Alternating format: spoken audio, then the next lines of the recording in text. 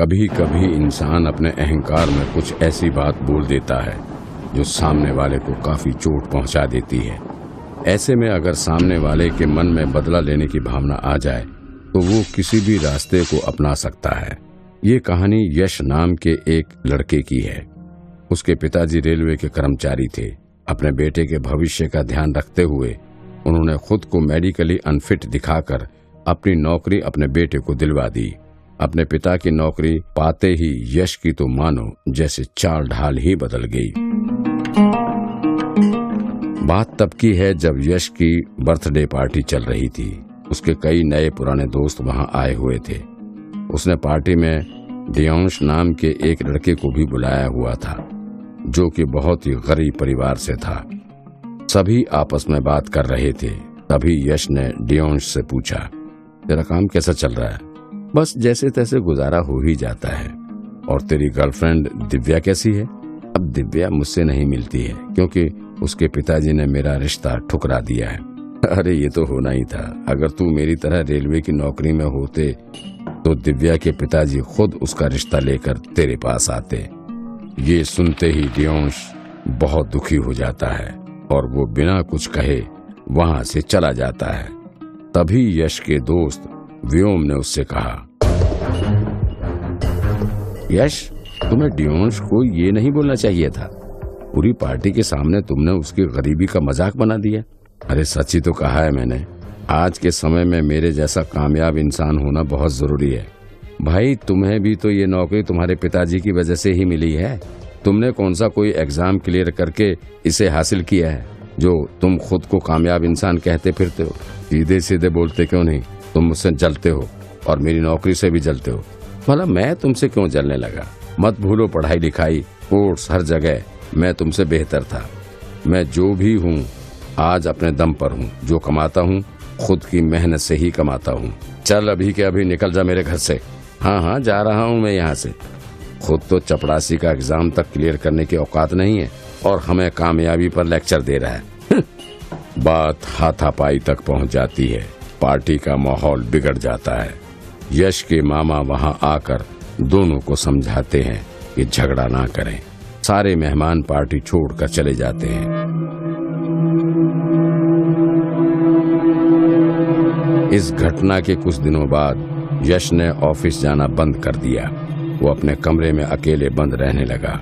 उसके घर वालों को ऐसा लगा कि शायद उसकी तबीयत खराब है, लेकिन यश ने पागलों जैसी हरकतें करना शुरू कर दी। वो कभी बिना बात ही अचानक से डर कर चिल्लाने लग जाता, तो कभी कमरे में किसी के ना होने पर भी सामने देखकर ना जाने किससे हवा में ही बातें करता और खुद को छोड़ने की भीख मांगता। यश बिना किसी बात के घर की चीजों को इधर उधर फेंकने लगता। वो अपने माता पिता से कहता, वो देखो सामने भूत खड़ा है, मुझे बचाओ इससे, मुझे बचाओ इससे। वो पूरे दिन रात जागता रहता था। घर वालों ने जब यश के इलाज के लिए डॉक्टर को बुलाया तो यश ने डॉक्टर पर ही हमला बोल दिया, जिससे डर कर डॉक्टर उनके घर से चला गया। एक दिन जब घर में यश के पिताजी नहीं थे तब यश ने अपनी मां पर भी डंडे से हमला करके उनको चोटिल कर दिया। अब उसके घर वालों को लगने लगा था कि उनका बेटा पागल हो चुका है, इसलिए उन्होंने उससे पागल खाने भेज दिया। एक दिन यश के मामा उससे मिलने के लिए पागल खाने गए। यश के मामा को पारलौकिक शक्तियों के बारे में काफी जानकारी थी और वो यश को देखते ही समझ गए थे कि उस पर किसी बुरी शक्ति का साया आ चुका है। वहां से निकलकर श्याम जी एक सिद्ध गुरु जी के पास जाते हैं।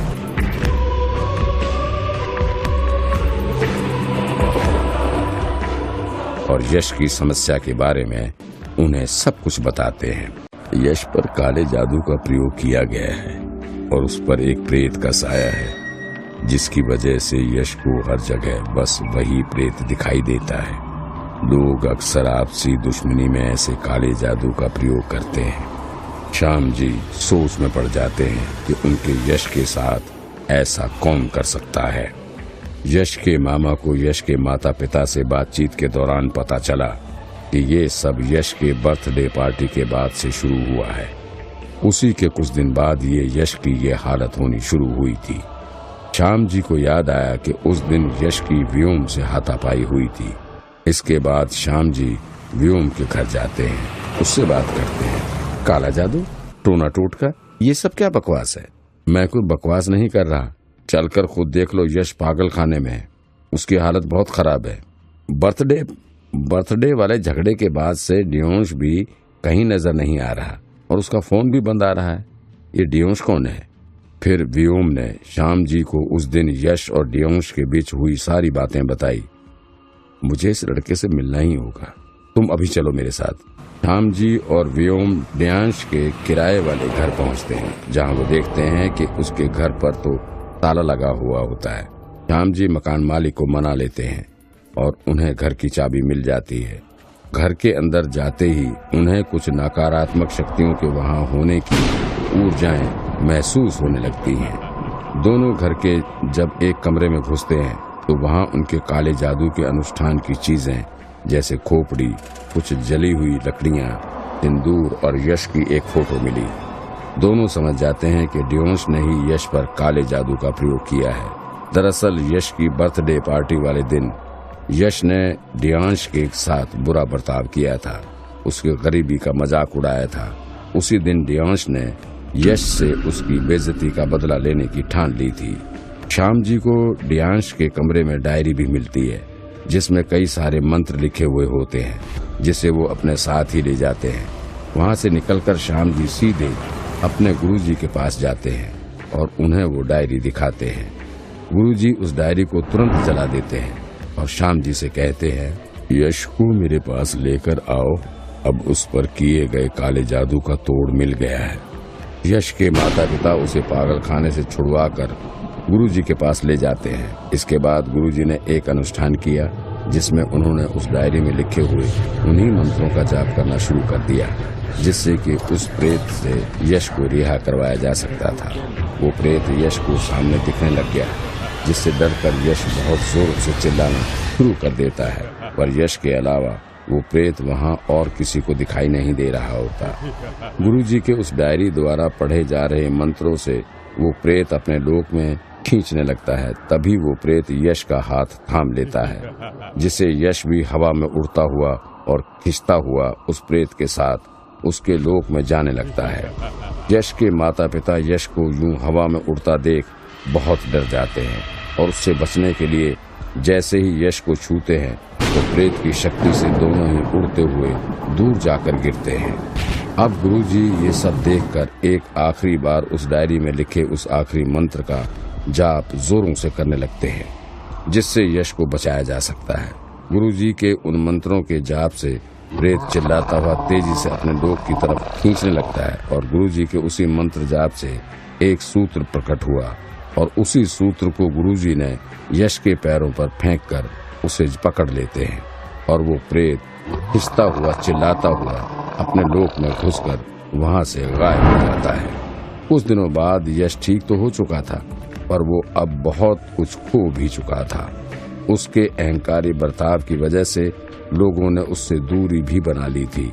उसके अहंकार में जो शब्द उसके मुंह से निकले थे, उसने उसे बर्बाद कर दिया था।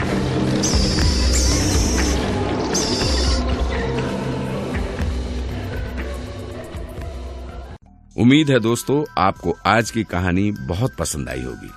ऐसी और हॉरर स्टोरीज के लिए हमारे चैनल को सब्सक्राइब करें और बेल आइकॉन का बटन दबाना ना भूलें। और अगर आप अपनी कहानी हमारे साथ शेयर करना चाहते हैं तो हमें ईमेल जरूर करें।